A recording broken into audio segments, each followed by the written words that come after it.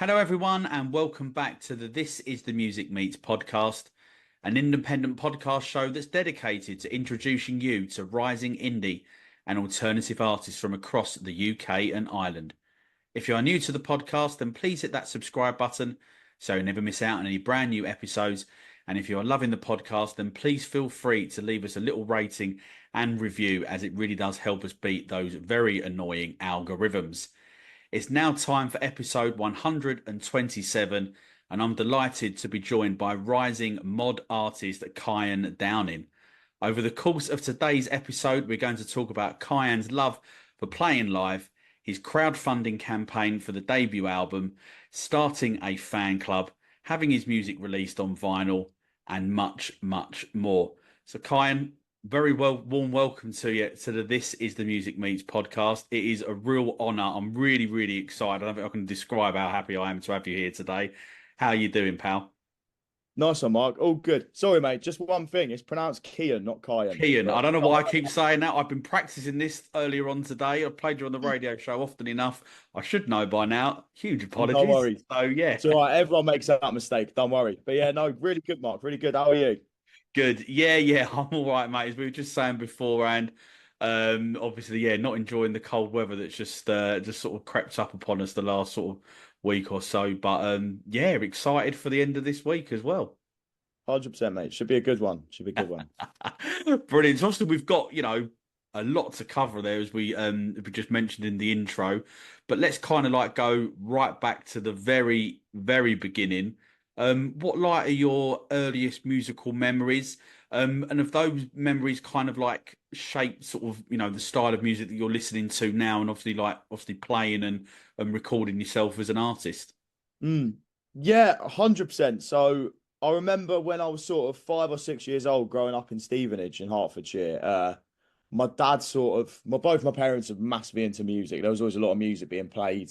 My dad's really a kind of like soul, funk, jazz kind of man. My mum's sort of really into a sort of mod, ska, two-tone, that kind of thing. Mm-hmm. I think my dad must have had some sort of real midlife crisis. Started coming home from work with Beach Boys CDs. I don't know where he got the idea from or whatever. So we came back with like sort of Pet Sounds to start with, sort of the famous one. Yeah. He's sort of coming home sort of once a week with like a different one from HMV. And he sort of stuck those on. And those sort of harmonies and stuff in those Beach Boys songs, and just the quality of the songwriting. I remember being really young and it just absolutely blew me away. Sort of songs like California Girls, Surfer Girl, Surfing USA, all that kind of thing. Just absolutely blew me away. And I'm sort of heard that when I was like maybe 5, 6 years old. I was like, damn, that's what I want to do. Cool. That's it. And yeah, so at the same time, I remember he brought a DVD of the Jams, all their music videos, Right. and like a compilation of them playing live and playing on TV and stuff. There's all this great footage of like Weller sort of in like the late 70s when he was like 19, 20, sort of going on his first TV shows. There's footage of them playing in Newcastle, I think. And all the, yeah. And so watching that was like, cool. That's the guy I want to be like. So then started doing guitar lessons when I was like 6. And just kind of never gave it up really. And all that stuff that I was listening to then is still like probably my biggest influence now. Like I'm still trying to write songs and make records that sound like the Jam now.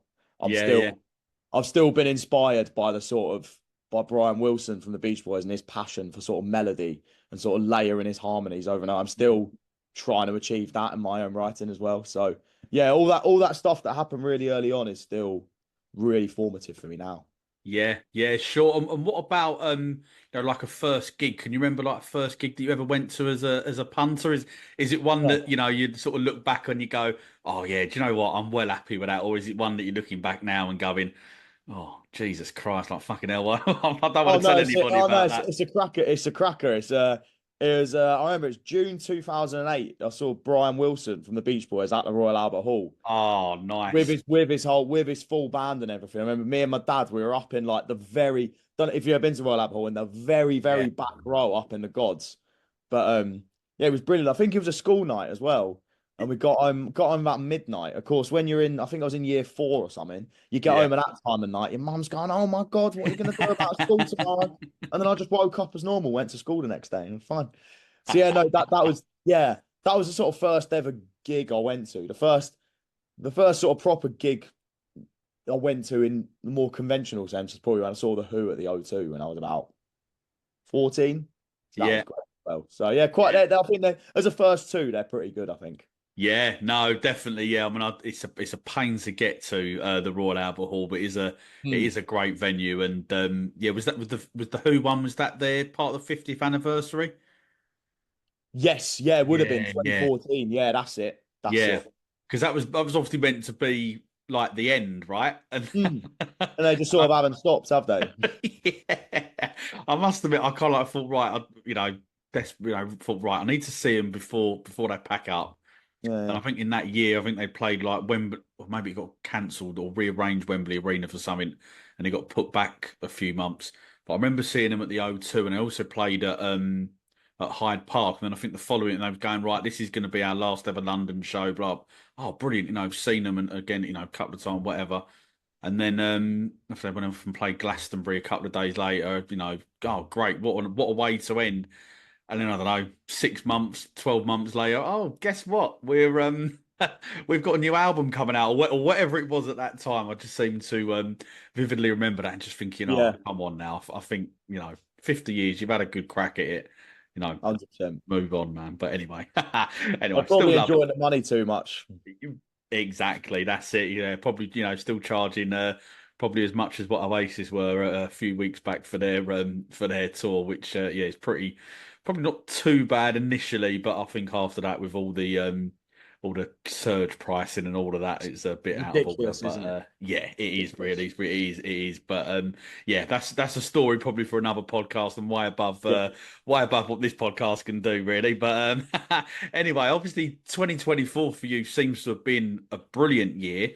But sort of before we come on to all the live music and everything else, let's talk about the singles actually that you have put out Mm. that are on Spotify. Obviously, the first one you had that came out was A Better Place, and then that's the most recent release, and then the one prior to that was obviously Untouchable. So just tell us on both of those songs, what kind of like is the creative process like, and sort of also as well, how do you obviously being a solo artist, you haven't really got anyone else to sort of bounce ideas off as such. So how then do you decide? Yeah, do you know what? I'm going to pick Untouchable as the next single or whatever it might be. Great question, mate. You just sort of have a hunch really with these things. I'll tend to creatively when I'm writing stuff like those, especially those two songs are both very riff driven. Yeah. Particularly Untouchable with the do do do do do do do. I think I started off with that, and I must just been sort of fiddling around on my guitar one afternoon. I don't actually remember the day I wrote that song. No, in fact, I do. It was New Year's Day 2023. I remember I'd just put on, funnily enough, I'd just put my first ever self-promoted gig at the Water Rats on sale, funnily enough. Right, And right, okay, I yeah. remember me and my bandmate Kieran, who's the keys player with me, I share a flat with him in Yeah. North London. We said, right, let's do like a deal where we do a few tickets for like £1 or something and see if they sell, like just to get a few sales in. And I think we sold like 30 in a day. And like it's like that buzz. Yeah. Oh God, I've sold some tickets. This is great. I was sort of, and you're at the end of a sort of New Year's Day hangover, and I had that good news. I was like, that's brilliant. And I sat down and just started playing that riff. And the next thing you know, I was just going and I was just started saying, I'm feeling so untouchable. And I was like, great, there's a song here. There's a song here. Yeah, yeah. With that one, I just thought, this is such a nice riff. I'm just gonna keep going round and round with it. And then that ended up being the verses, just going essentially round and round that same lick. And then similarly, I was just thinking, I was like, right, oh, I've cracked this here. Like, I know what I'm doing. I'm going to tell everybody in the industry that I know what I'm doing. And that became the whole premise of the song. It was like, I feel untouchable. I don't need anyone else to help me.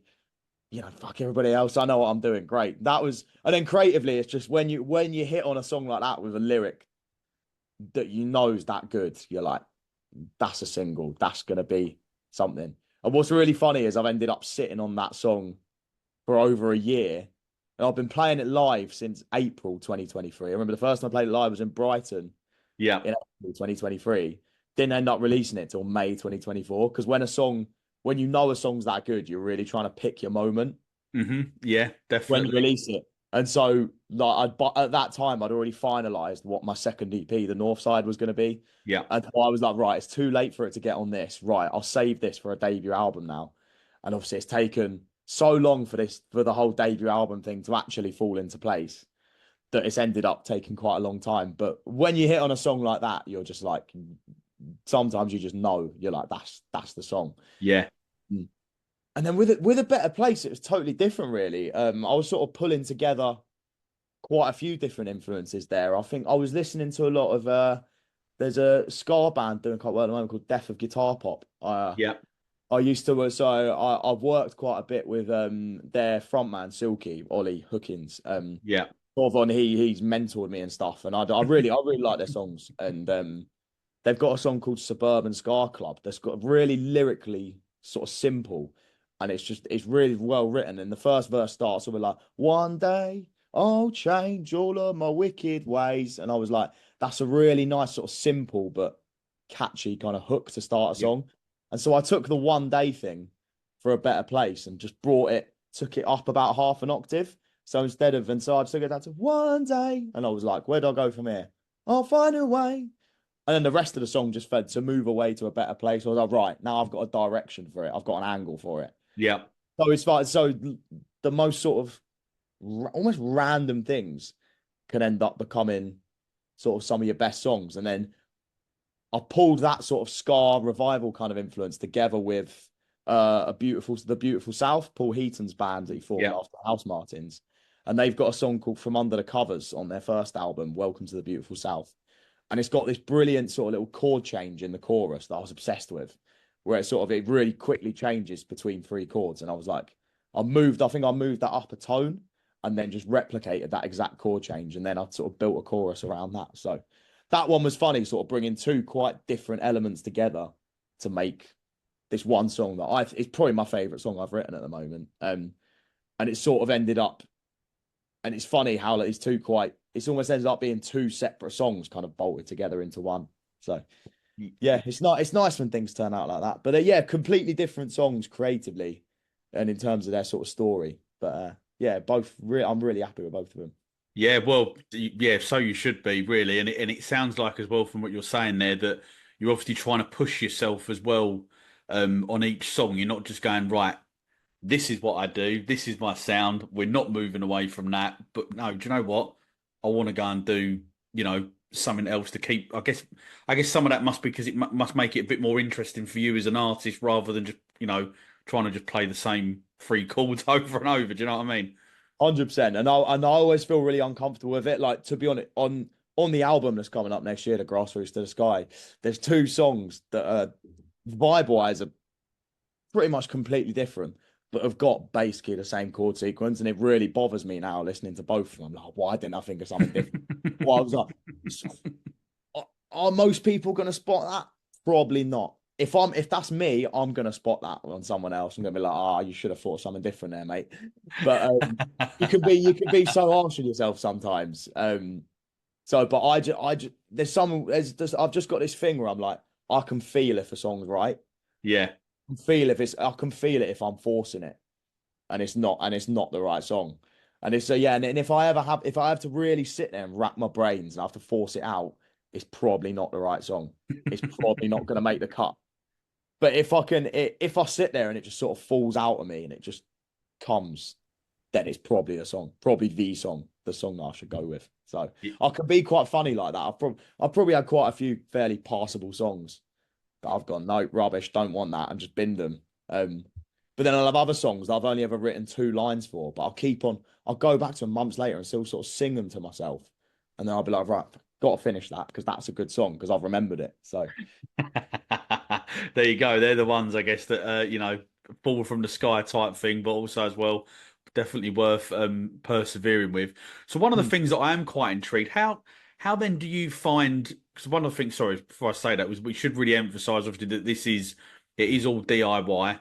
Yeah. You've obviously got no sort of label as such, no management or anything like that. It is just you doing it. So how then do you find juggling sort of, that whole aspect of it, in terms of, self promotion, obviously all the social media stuff that you have to do as well to get, people notice, obviously trying to book gigs and Mm. stuff like that, whilst still thinking about, well, I've got to write another song here, or I've got to put an EP together. So how do you manage it?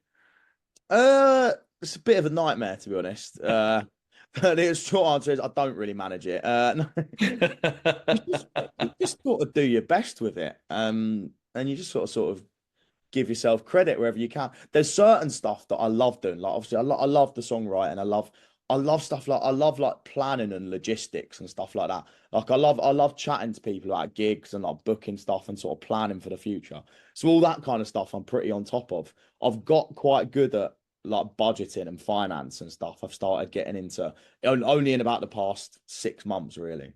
I've started to really get to grips with that. So all that stuff I'm quite happy like being on top of. Some stuff is just a bit of a nightmare. Like I'm rubbish with like graphic design. I'm rubbish with videography. I'm rubbish with editing, stuff like that. So I either have to get Kieran, my keys player, who's also mixed the album for, either get him to help him with it, or go onto a website called Fiverr, where I've basically got a few reliable people on there. You pay to do like digital services for you, just like Right, okay, yeah. work for hire thing. So sometimes I'll just message one of my regular contacts on there, be like, look, here you are, can you sort this out for me? I'll send you a tenner or whatever. And they're like, yeah. So it is so as much as yeah, it is DI, it is I'm basically coordinating everything. It's slightly misleading because really you do have a little team around you, even if that is literally me, there's three others in my band, and one or two strangers on the internet that occasionally sort stuff out for me. It is still technically like a little team in a way. Yeah, yeah. Yeah, so yeah, I'm coordinating everything, but there's certain I've got my limits, you know. There's you won't be seeing me editing a music video anytime soon, sadly. Sometimes you have to outsource, you know. But generally, it's so funny. You know what this is like. I'm sure doing the podcast and everything you do for new music. Like when you've got a drive to do something, you don't. It never feels like too much or too unreasonable. Yeah, no, You know what I mean? And definitely. there's this sort of invisible thing that just keeps you going, keeps saying to you, no, no, you need to do this. You need to sort that out because otherwise this won't happen in a few months, or you won't be able to do this in a few months. So if you really want something deep down, there'll always be something in you that just keeps you going and keeps you ticking along. Even when your brain's telling you, no, you should pack this in, it's too much. There's just a bit of you just keeps going and keeps ticking along. So you know what it's like. You find a way. You find a Yeah, way. yeah, no, Dev, I couldn't agree with you more there. There have definitely been, moments where you just sort of think, oh, is it still, I guess for me, is it still fun doing it? That's part of the half the battle as well. So, Yep. yeah, just as long as you're still enjoying it, you just keep plugging away and keep trying to, push yourself forward and try and learn new tricks, so to speak, as you're going along. Obviously, you have also released two EPs as well so far. 2021's English Summers, and then last year, obviously, as you mentioned before, the North Side. So, how do you feel that those EPs have shaped you, like creatively, in terms of like the messages in particular that you're sort of trying to portray lyrically, and also as well like the overall sound of those songs? Are they sort of still, I guess, kind of like part of your makeup as an artist still now, or do you think that you've moved away from that sort of type of sound that you had on those sort of EPs? Interesting questions, you know. I think message wise, what's going to be coming out, or is coming out now and coming out next year is quite different. Because the songs, particularly on English Summers, the first track in reality, I wrote that when I was 16. There's a lot of Wow. you can hear it lyrically. It's pretty good for what it was. And it's got a good chorus, but like it's quite naive kind of lyrically. And Hmm. similarly with basically all the songs in that EP I wrote, other than in reality, which just came before, I wrote when I was at university. And I was sort of like 19, 20 when I wrote a lot of those. and I was sort of like, I was working part-time at Waitrose, I was studying. It was like during COVID, and there were certain things that were bugging me. So those songs are very much a product of their time. Like in my head, I'm like, right, that's 2019. That's me at uni in East London. The North Side is that it's funny because then you sort of see things move on a little bit, and then the North Side is then I've finished uni now, I've finished education, I'm working, I've started working full time, but I'm still kind of that same person really. So the songs are still kind of influenced by like the people I was meeting at uni, the sort of stuff I was reading about, sort of things in the news around then. So really they're quite similar sort of lyrically in terms of the messages. What's now coming out on this first album is quite different because by the time this album comes out, I'm gonna be 25. Like I've been working for a few years. I'm a qualified history teacher in my day job. So Hmm. like my life's changed quite a lot. I've seen quite a lot of new things. I've been to new places. So sort of the ideas and the sort of narratives in those songs are quite in the songs now are quite different. But in terms of the sound, I think those two EPs pretty much capture everything I'm about. Yeah, And I'm quite pleased that like the sound has evolved to an extent, but they're still very much the essence of what I think a Cian Downing song's about. Like something like In Reality, it's got a nice sort of guitar riff. It's got kind of real life kind of influence lyrics. It's got a great chorus, and it sounds a bit like the Jam, a bit like sort of Cortinas. That's kind of like the essence of what all my influences are about. And so yeah, and on the second EP, obviously we added the keys in. We started adding in backing vocals, stuff like that, and sort of more sort of layers of guitars. And we've kind of carried that process on into the first album. But I think in terms of their sounds, that's kind of the essence of a Cian Downing song in those first two EPs. And you'll notice on Saturday, anyone who's been to one of my gigs before, I still play a lot of those songs in my set all the time yeah, because they all just sit well with what I'm doing now. And people who discover me for the first time online, people who have come see me at a gig for the first time, quite often the songs they'll enjoy the most might be Say I'll Always Keep off the second EP. It might be Aesthetic Compassion off the first EP. So yeah, there's it's not to say there's been no evolution, but I think the essence of my sound and what I want to be known for is in those first two EPs, if that makes sense. yeah. No, no, absolutely. I think as well. You're saying about like Weller and the Cortinas, sorry, Cortinas even there as well. That you can you sort of nicked, borrowed, whatever words you want to use. I guess their sound, but you've obviously put your own sort of spin on it and mix to sort of develop it into what you want the sort of the sort of mod ska sort of genre to kind Yeah. of like to sort of sound like. And I think that's full credit to you. But and as you say, I think that you can hear what you are about, definitely from the sound and stuff like that. But you can hear as well the development, as you quite rightly say, in the lyrics as well. And I think that's where I realized, I think I was at a point where I was like, right, cool, I've got a sort of backing track sound here that we can link to like the sort of, yeah, like the Jam, the Specials, whoever you want to link it to. But then I was like, that was when I realized my voice gives all of those sounds a bit of a unique, like it just gives it something a bit different. So Yeah. that was when I really realized I was like, cool, this is kind of my sound now. And once you hit on that, you're pretty much sorted. Once you've got some kind of unique selling point, then you're sorted, I think. Yeah, no, absolutely. I think that's what it's all about, trying to, having that USP effectively, to sort of try and make yourself, stand out from the rest of the crowd. Because, we know there's obviously some great music out there at the minute on the sort of indie scene, but it can be quite saturated, as well. So you do definitely need, now you definitely do need that, in my view. Now, obviously, earlier on in the year, something very, very exciting happened in the form of two songs getting the full wax treatment. For those that aren't aware, that's obviously having a couple of tracks put on vinyl. You obviously chose Untouchable and I'll Always Keep as the sort of double A side type of scenario. I am one of those lucky people that has a look at how young you look there, mate. That's That's all two and a half years ago, that. Bloody hell. Yeah. So firstly, kind of like then, what I'm not sure if you've still got any on sale in your on your online store. If there are, then the link for that will be in the episode bio. We'll talk a little bit more about your website in a minute, actually. But before that, why? First of all, what's the feeling like to have your songs on vinyl?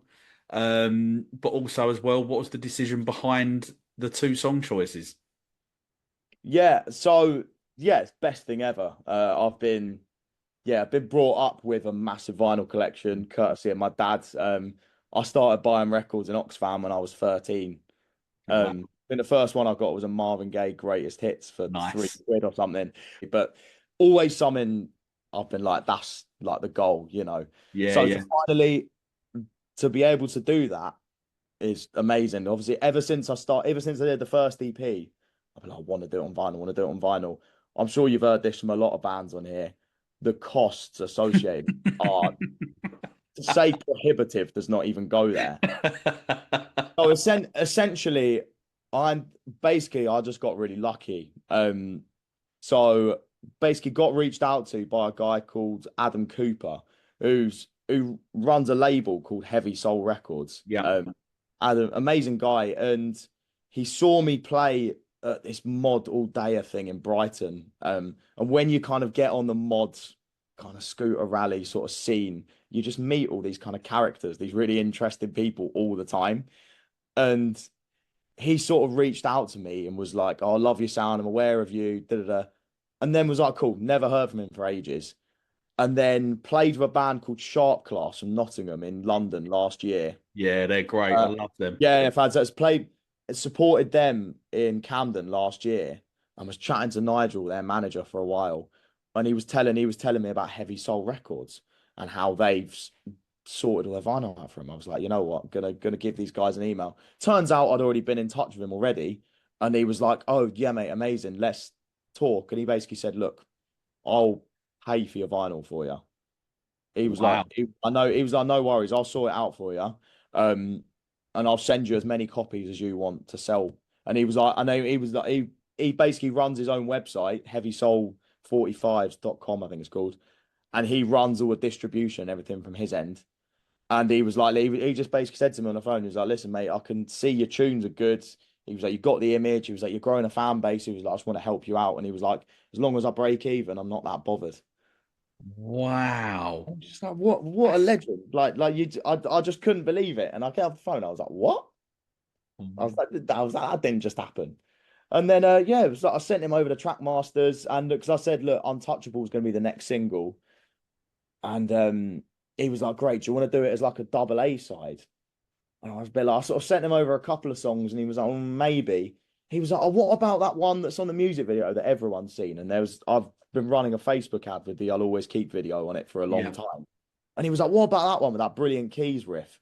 And I was like, "Oh, Adam, mate, it's a bit old now. Come on, we can't be using that one." He was like, "Oh, but it's a song everyone wants to hear." Da, da, da. So in the end, I was like, "Look, the guy is paying for it for me, you know." In the end, I caved in basically. I was like, "You know what? No, fine." And yeah, it's basically it's a nice sort of showcase of what I've done so far. Mhm. And it's a little snapshot because it's like, right, here's something off the first album. Here's something kind of from a couple of years ago, but still sort of a staple of my set list. And Mhm. so it's quite a nice one now. I've had them since September. To say when I played up in Redcar at a Scar Festival up there, I was like, look, this basically showcase where I'm now. If you like this, if you like what you heard today, you can hear it on vinyl here. And quite a few people were like, "Oh, great, yes, please." Um, so the whole thing was just a bit of like kind of who you know, really. It was like one person recommended me to another. Next thing you know, It, yeah. So because I'd have this. never in a million years, exactly. And there we are. Because I'd have never in a million years been able to do vinyl off my own back. Like I know people that have, but unless I sort of quadrupled my fan base overnight, I don't think there was any way I was ever going to get it on vinyl. I was ever going to find a way to afford to do it on vinyl. So yeah, to basically have that contact, have someone essentially on my team doing that for me is incredible. And he's also doing the debut album on vinyl as well. So Wow. Wow. so it's Cool. amazing, really. And yeah. Wow, what an absolute legend, man, for doing that. I mean, I'm generally gobsmacked at that. That's just blown me away. And as you say, yeah, obviously heard quite a few stories from different people about the cost of it. It's something I've looked into myself as well. And you just think, wow, where just no, just personally haven't got a chance. So it's a No. credit to him, but also as well to other bands as well that are actually putting themselves out there and just going, yeah, do you know what? Come on, let's just do it. Yep. And hopefully try and make something back, 100%. down the road type of thing. That obviously just talking there about the debut album, actually, that leads us on very, very nicely to our next question. Because I believe looking across your socials over the last sort of week or so, I believe now that you have had the masters back for your debut album, which is going to be called The Grassroots to the Sky, which I think is an incredible and brilliant album title. Absolutely loving that. Thank you. We're going to put the crowdfunding link in the episodes. That's obviously how you're trying to, self-fund it and everything else. There's a host of load of other options over there. Lots of merch and everything else. But I'll let you tell the listeners if they click the link in the episode bio. Yeah, what can I get for their money? So the primary thing that everyone's been jumping on is basically pre-ordering the album, either on CD, which is £12 plus postage and packaging, or on vinyl, because I've now got someone sorting vinyl out for me for £25, and then I get to keep 50% of that. Basically, the rationale behind that was I had the songs ready. And basically, the idea was if I could get people to it's basically like getting people to put a little investment in Yep. to then get a future return. So it really is relying on the sort of loyalty and goodwill of my current fan base and my future fan base. But then alongside that, basically, I had loads of input from Silky when I was putting all this together, from because he's done it with Deaf Guitar Pop 4 times over now, and they've Yep. been able to raise. I think the most recent one they raised £20,000 on it, which is Wow. incredible. Wow. But he did it through things like come to a rehearsal, come to a or have this item of clothing off this music video and stuff like that. So he basically had all these ideas where he was like, look, you can actually get people to like contribute and get something back hmm without having to spend the fortune in the first place. So it is relying on sort of donations and people's goodwill, but the idea being that they then get something in return for that. Yeah, So for sure. so things like I've got a couple of sort of new merch lines and stuff that I'm asking people to pre-order, things like that. And yeah, there's like come to rehearsal where it's like you can book me for a private gig if someone wanted to. If someone was really feeling generous, but no, I had no takers for that one, sadly. Not yet. I'm But sure I it'll got happen. told something. He said to me, Silky said to me, he was like, it's worth putting it on there, like just in case. Yeah. Because as I found out, there are some quite generous people out there who just want to help you. Yeah. Um, but so that's it's basically been sort of getting people to invest somewhat and then get something in future in return for it. And it's been amazing. Like I was putting together all the names basically for the CD and an album and vinyl sort of inside cover. I'm going to list all the people's names because that's sort of Yeah. a crowdfunder perk. And I Yeah. was putting names together yesterday. I was like, my God, nearly 100 people have spent money on this album that they Wow. know is coming out for a year, 18 months at the time they ordered it. I was like, there's some very nice people out there, aren't there? Yeah. No, um, it definitely restores your faith, man. 100%. So yeah, it's the first time I've ever tried to do anything like this, and it's not been plain sailing, but it's worked to an extent. Like I've had one or two people in my music videos, I've had one or two people come and sing backing vocals on a song. So there's been some really cool stuff that's happened as a result of it.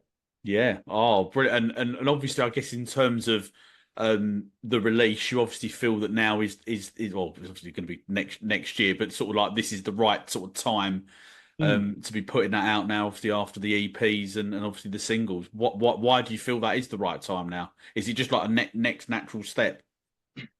I think so, yeah. And it was just sort of looking at because originally it was down to be October this year. hmm And sort of as the year wore on, I was sort of looking at it thinking I didn't really know if I had sort of the following or the kind of the anticipation around things yet hmm to be able to put 11 songs and to spend all this money on putting everything out.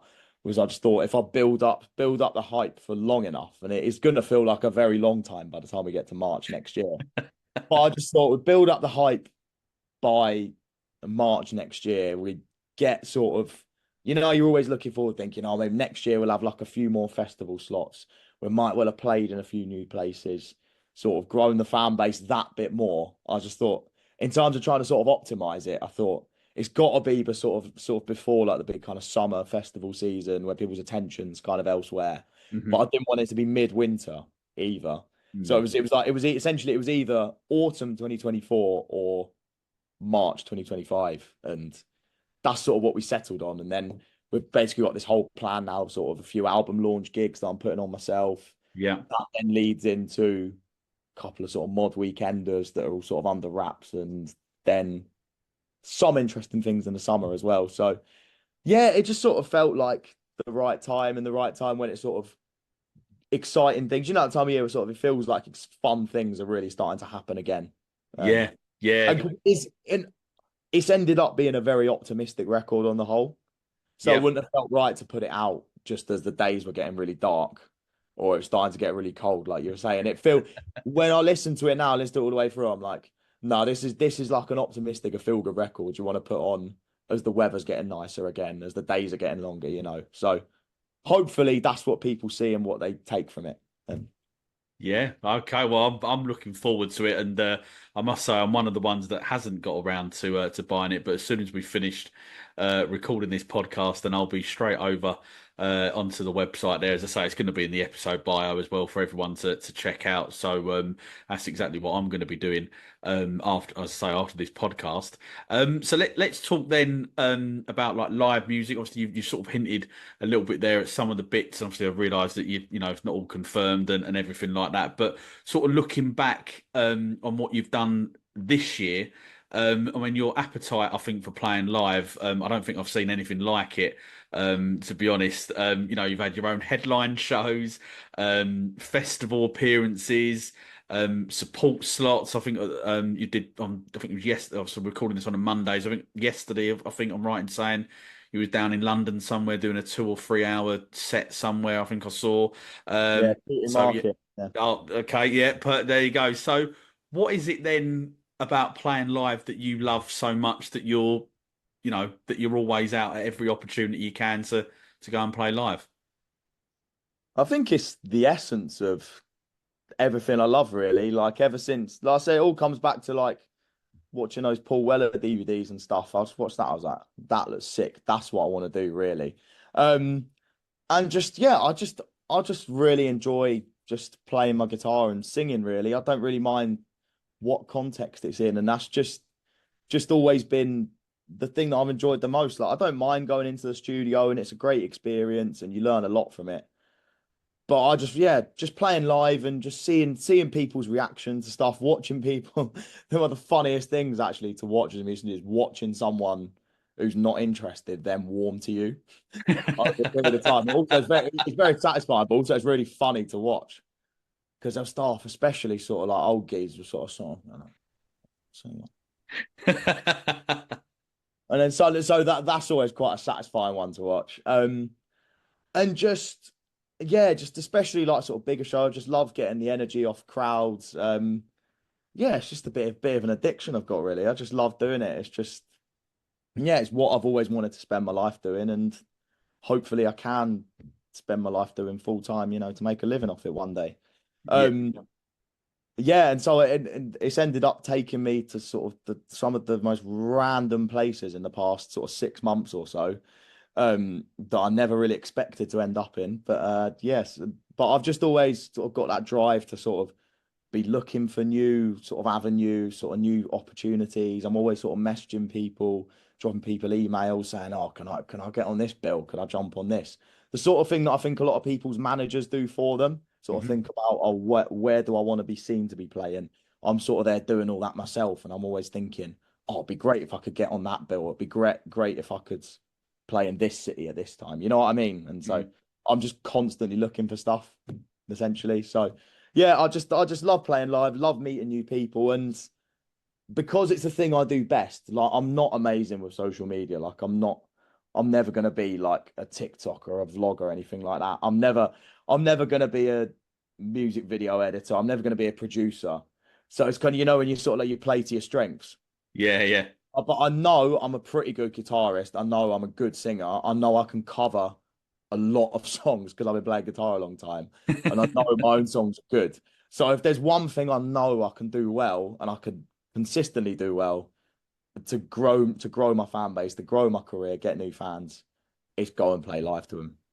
Yeah, yeah, sure. I always think that, playing live I think is where you can find out quite a lot about an artist as well. Obviously, a little bit in the studio, you can maybe hide a little bit, iron out those imperfections and stuff. But I think, yeah, playing live, that for me, that's where it's out, and I think you find out quite a lot about, the artist, whoever it is, you're going to see. But have you got any like particular memories from the festival season? Because you seem to cover quite a lot of ground, especially up in sort of like the north of England, and obviously further afield up into Scotland as well. Yeah, it's a bit of a madness, really. So yeah, didn't get any sort of big festival calls. Did Isle of Wight Festival in 2023 with This Feeling, which was great. Didn't get the call for anything like that this summer. So was kind of scratching around a little bit into early this year, and then got some of like the most random calls ever that ended up being some of my favorite. Got a message from a guy off the Facebook ad we've had out for a while saying, "Do you want to come and play in Alston in Cumbria next year and co-headline our festival?" And I was like, "Yeah, sweet, sure." Sort of agreed terms and sort of agreed a date. Agreed a date. It was like, "Yeah, fine." Looked on Google Maps.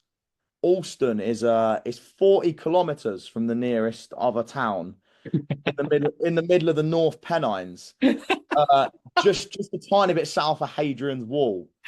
Um, and I was like, Jesus, what sort of gig have I booked here?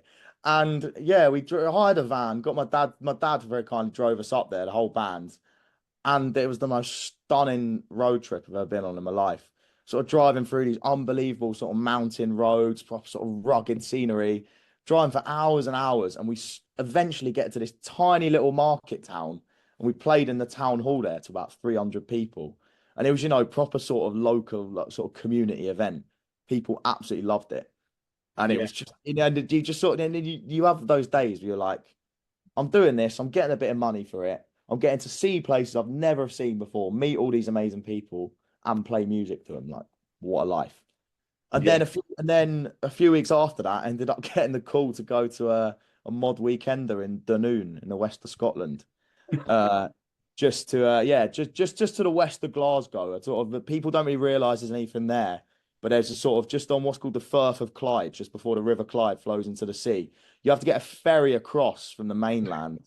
So basically, it's little island, and there's this seaside town called Dunoon. I thought it was Dunoon. You pronounce it Dunoon, apparently. Right. And it's the story to this is incredible. It's this little seaside town, probably I don't know, a few thousand people, and they've got sort of like this community collective, basically, where all the business owners pay into this fund Right. locally, Okay. and then the town. There's this thing called Dunoon Presents, and they use this fund to put on events to encourage people to come to the town, and they do Right. like three of them a year. One of them is a mod weekender, and it's called Doon the Water. I probably pronounced that. Sorry to any Scottish viewers, but it commemorates the fact that Glaswegians used to get a boat and go on holiday to Dunoon, like before package holidays and stuff, sort of old Yeah, school yeah. seaside holiday. And but they put on this sort of mod weekend that there's probably maybe a few hundred people that go to it. It's not a massive do, but I managed to get on the bill for that sort of opening up. I did an acoustic slot and a full band slot. I was played with the Style Councillors, a sort of big tribute to the Style Council. Yeah. Buster Shuffle, quite a big sort of ska punk band. Block 33, a few others in the kind of mod scene. And the standard, everyone who played was outstanding. Yeah. It was so professional. It was so well put on. And it was just amazing. Like, it was just an amazing thing to be a part of. Not only did I get to go and play in Scotland, which I've wanted to do for ages, and we got a really good reception up there. But like, it was quite sort of humbling just to be around all these people who are so good at what they do, and like a lot of people are actually much higher up in the industry than me. So there was a lot of sort of like backstage chatter and stuff that weekend. A lot of like trying to get advice off people and stuff like that. But that was just as well as being an incredible weekend away and two pretty hefty days on the beers. It was it was also just a amazing experience. Yeah, so cool. So hoping we get the call to that again next year, but we'll Yeah. see.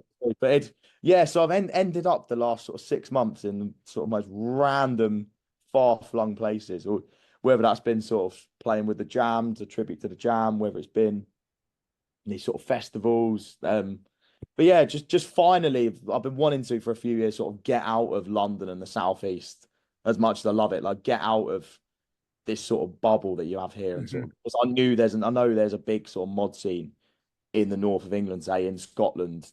I knew there was stuff out there, but I couldn't afford to like put stuff on there myself. So it was like the fact that people are willing to take a chance and put me on has been a really big thing this year, and it's really felt like I've turned a corner in that. For example, I went up to Redcar up near Middlesbrough in September, played in this venue, had like 150 people there watching me, and it was like, what? What Wow. are you doing here? And loads of them knew me. I'd seen me online and stuff, and I was like, this is big. Like this sort of thing hasn't happened before. And like, yeah, going to Dunoon, playing at 1 on a Saturday afternoon and selling 30 CDs straight after my set. Yeah. Oh, wow, like that could never have happened a year ago. So it's like just all these small things that have been happening this year are just like it just really builds a bit of momentum for you. It's like this is doable. Like there is a there's a future to this. You know what I mean? Yeah, yeah, no, definitely, and that's what you want to hear as well. When you're, finding out, she's saying, progression and stuff, and that's really good. To be able to hear that. Good luck as well that it keeps on happening, and obviously sort of fast forwarding in from the summer, but obviously probably rewinding a little bit from where we are now. Obviously you've been back out live again. Over the last couple of weeks, you've obviously been at a headline show over in Hastings. And then last week you were supporting friends of the show and obviously clearly friend of yourself in Sharp Class as well, who are a great band. How were those shows for you? Yeah, Hastings was interesting. It's first, only the second time I ever headlined outside of London, and one of my sort of big fans, Pete Fairless, big up down there, basically basically put the whole thing on and helped me organize all of it. And it was a venue that are basically just starting to put on gigs for the first time. So it ended up getting a pretty decent crowd down there. Played with Slow Time Mondays, who are fantastic as well. And Yeah, it was really they're good to great. play with them. Had a good crowd down there. A few people who'd seen me in Brighton, and it went down really well. That was great. And then yeah, so it was just great to go play somewhere new. Cool to headline somewhere different. And then yeah, this Friday just gone, played at Portland Arms in Cambridge. Never played in Cambridge before, new venue for me. And we got put on for a support slot, but for an hour by the guy who was promoting it. Yeah, And we were like, cool, all right. And like I went on stage and the place was packed out already.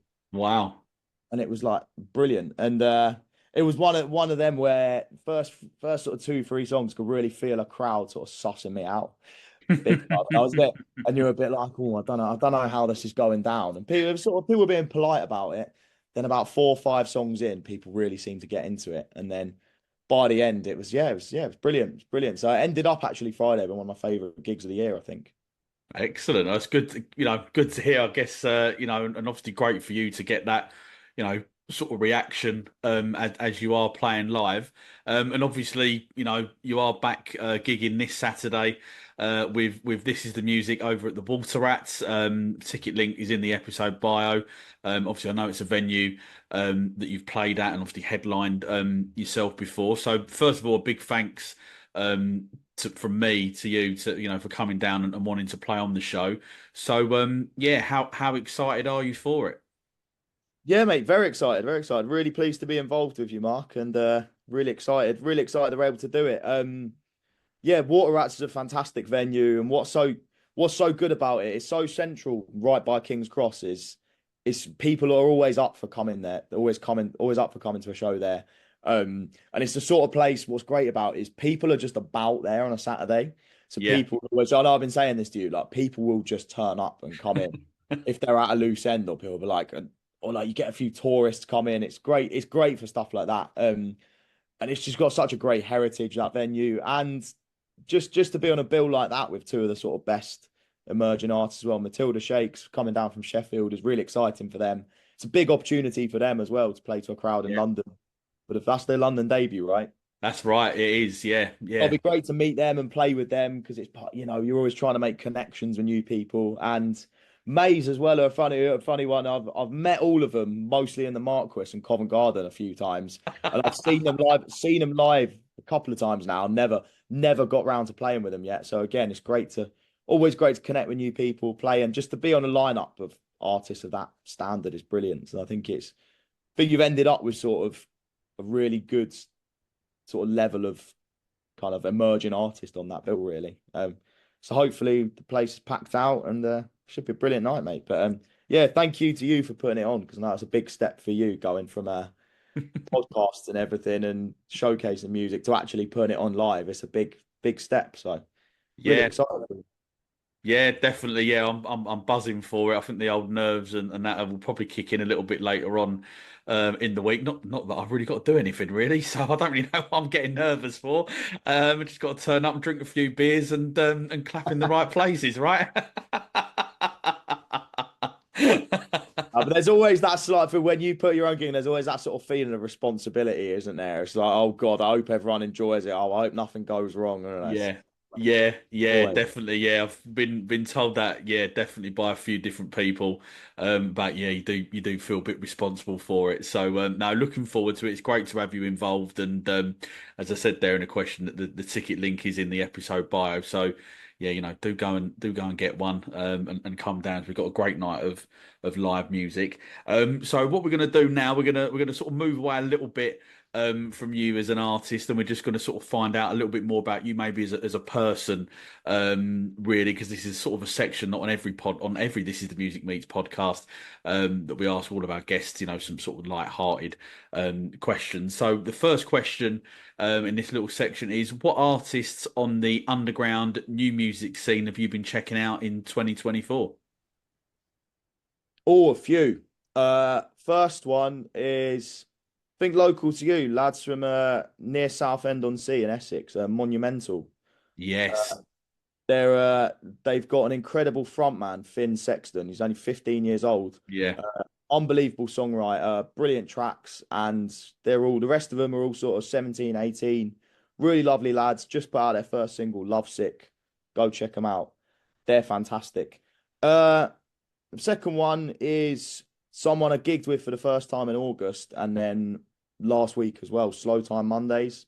I think they've been on the indie kind of scene for a few years now. They played at Why Not Yeah. Festival, played at, I think, Tram Lines as well. They played at a few of those bigger festivals. I was on a bill with them at Brighton Mod Weekender on the bank holiday weekend, and they had Concord 2 absolutely packed out. There must have been 600 bods in there. It was amazing. And they're sort of, yeah, kind of a bit sort of indie ska, quite similar remind me a bit of the Chase, actually. Oh, But yeah, they got some great tracks. And yeah, just when I saw them, the way they shut down Concord 2 that night, I was like, fair play. So I've been listening to them quite a bit. Yeah, listening to them a lot. The last one is something I've already mentioned as well, Sharp Class. Just put out their second right. album, Welcome to the Matinee Show. And when you really see someone progress, and like where that album I've listened to, especially the title track, a lot. And their first album was very much, I think there's got some great tracks in it. They were trying to sound like the Jam, they sort of had that sort of power trio sound. They've really matured that on their second album now, and I think they're really destined for some big things. I mean, you think I play a lot of gigs? My God, those boys get around. Like, they're currently on their sort of self-promoted UK tour that I was fortunate enough to be a part of on Friday. But like, just in the middle of that, they're casually going up to York to play a scooter rally, or yeah, like they're going to Belfast in a few weeks for some do as well. Like, they're just everywhere, man. So yeah, Sharp Class, Slow Time Mondays, Monumental. They're my big three from this year. Brilliant, great choices there, and yeah, fan of all three artists. So yeah, great stuff. So this is going to be a bit of a curveball question, to be honest. If you could only play one of your songs for the rest of your musical career, but you had to play it in a different style every time, so country or maybe jazz, for example, what song would it be, and what style would you choose to play it in? Hmm. Well, there's a few choices here. I think probably a better place because I could imagine doing that in a sort of bossa nova kind of feel. Ooh. I could also imagine doing that in a sort of like kind of like halftime kind of reggae feel as well. Uh, Oh, yes. because the cho- because the chorus is sort of sort of really big sort of sub bass involved. You wouldn't really want me taking vocals on it ideally, but some with a bit of soul. But yeah, because the chorus has got that sort of big kind of indie sound to it as well. You could put the whole song into that vibe as well. Yeah, and because lyrically it's got so much to say for itself. It's about like, oh, should I stay in the big city and look after it? Should I just do what everyone else does and move to the suburbs? It's got a lot to say for itself, and I think it could hold its own in any genre, in any field, really. Yeah, sure. Loving that choice. And you're saying about maybe getting someone else to potentially sing it. That actually takes us on very nicely to the next question, because it is, if you could collaborate with any artist, and we'll say dead or alive, who would it be? And well, I guess you've kind of given your reason why, but yeah, who would it be? Assuming it's going to be Better Place that you wanted to sing on, of course. Oh gosh, yeah, that's a big question. That is. If we're thinking about a better place than doing and remixing that, gonna go for a reggae singer reggae singer from the 1970s called Delroy Wilson. Um, who was very popular. He was sort of very popular amongst kind of skinhead, suede head kind of subculture in the early 70s. He's got he's from Jamaica, came over with the sort of later Windrush generation in the 1960s, Right. came to Britain, got this big following, and he really influenced the Clash album London Calling. Right. He's Okay. actually name checked in the song White Man and Hammersmith Palais. Um, but he's got this Delroy Wilson. He's got this incredible track called Cool Operator, and just his vocals on that are just like one of the best things I've ever heard. I think my dad first played it to me when I was about 16 on this compilation he brought, and I was like, "That's one of the best tracks I've ever heard." And I could just imagine. I think he's dead now. I'm not actually entirely sure, but if I could have, yeah, if I could have Delroy Wilson like take lead vocals on a sort of slowed down kind of half tempo version of one of my songs, that would be like the best thing ever. I'd be like, I would feel worthy. So yeah, bit of a curveball choice. I think everyone just expects me to say Paul Weller or Liam Gallagher or something. But, Yeah, I do listen to other stuff beyond them, actually. Believe it or not. Um, so if you don't know him, Delroy Wilson, check him out on Spotify. Cool Operator, one of the yeah. best songs of all time. I will do. Brilliant. Thanks for the recommendation there. So, what's the most rock and roll snack on your tool rider? Be honest, is it mostly hummus and granola bars, or have we got something a bit more, fit in Yeah, the lifestyle? yeah, do you know, I'm terrible. I don't really eat much on gig days because I get all sort of stressed out and I get a bit frantic, sort of stop eating for some reason. Oh, it always ends up being something really dull, like a sort of tuna and sweet corn sandwich. No, I'm being deadly serious. Always ends up being you've done it, yeah, you've done a sound check, you're rushing to a gig, and it's like you're about to play the set. Oh, I haven't eaten. I'll just grab us a sandwich from the co-op here. I'll give someone a fiver. 10 minutes later, you got a tuna and sweet corn sandwich in your hand in the green room. Yeah, great. This is the life. Well, what a way to make friends and network with one of them. But that was exactly what I was doing in Cambridge on Friday night. 20 minutes before the set, tucking it. Always the way. Like, I can just never organise myself. Uh, One time I played in Wolverhampton with the Jam, tribute to the Jam, Mm. at this venue, the Robin. I couldn't. This is the first time I've had actual like food on the rider. Like there was a curry on the rider just for everyone. Wow. Imagine like served up with naans and everything. Can you Wow. imagine? Proper step up. Blew my, Blew my mind. But unless I get provided with that, I just don't seem to eat properly on gig days. Don't ask me why. Well, it's all right. I'll get you your tuna sandwich on Saturday night. Yeah, consider it part of the fee, mate. That'll do. Yeah.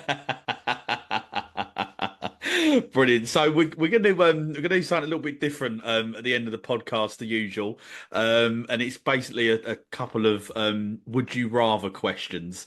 So the first one is, would you rather only play songs by other bands for a year, or never listen to music when you're not working? Uh, Play songs by other bands. Yeah. Play songs by other bands for a year. I'll just start another Jam tribute band. That's fine. They seem to sell tickets. I think I'll have a great time. Yeah. Play songs by Wicked. other bands for a year. I'd love it. Nice one. Love that one. So, would you rather have a personal theme tune that plays every time you enter a room, or would you rather have a sound effect like a drum roll every time you try and interact with a crowd on stage? Oh, I quite like a theme tune. Gives you a bit of gravitas, doesn't it? Nice. Yeah, yeah, yeah, yeah. Oh, here he comes. Yeah. Like a wrestler. Definitely. So, would you rather have a band tour documentary narrated by, say, David Attenborough, or would you rather have it produced by MTV with sort of like an early 2000s vibe? Oh, no. Narrated by David Attenborough. Because some of the things that go on, haven't quite a tour yet. Let's call it a journey to these gigs. Some of the things that have gone on the journey to these gigs, you can't really describe in human terms. Like sort of some of these sort of late night stop offs and sort of A1 laybys and stuff like that. They sort of it just feels nature documentary worthy, you know. Um, yeah, sort of like our three blokes can all fall asleep next to each other in the back of a Ford C-Max. That needs to be explained. Absolutely, absolutely. Look, mate, that is the end of the This Is Music Meets podcast. Thank you so much for coming on. I've really enjoyed that. I've had a good laugh with you. As I say, thank you so Thanks much very again much for having me, Mark. for coming Yeah. on. But before I let you go, can you just let the This Is Music listeners know exactly where they can find you on social media? So yeah, at Facebook, Instagram at Cian Downing Music, on Twitter /X at Cian Downing 7, TikTok at Cian Downing Music as well. And my website is www.ciandowningmusic.co.uk for all sort of album pre-orders and all that stuff. Brilliant. Look, Cian, we're going to put those links in the episode bio. And obviously, we mentioned earlier on as well the crowdfunding page as well. And obviously, the ticket link for Saturday evening as well. But just one last thing before I do let you go, mate. On a couple of the recent podcasts, we've ended the show with a song from our guests. So could you just do me the honour of choosing a Cian Downing song to end the podcast on? Let's go Untouchable. Brilliant. Great stuff. Loving that choice. And as I say, thanks so much for coming on. I wish you good luck with everything that you've got coming up in the very, very near future. And also as well into the early part of next year, because personally, I'm absolutely loving what you're doing. And it's great. Really want to see you do well. Nice one, Mark. Thank you so much. And thank you very much for having me. Let's bring on Saturday. And all that leaves me to say is to thank everyone for tuning in to the latest This Is The Music Meets podcast. Please subscribe so you never miss out on any brand new episodes. And if you're loving the podcast, show us some love by leaving us a rating and written review, as it really does help the artists we interview to be discovered.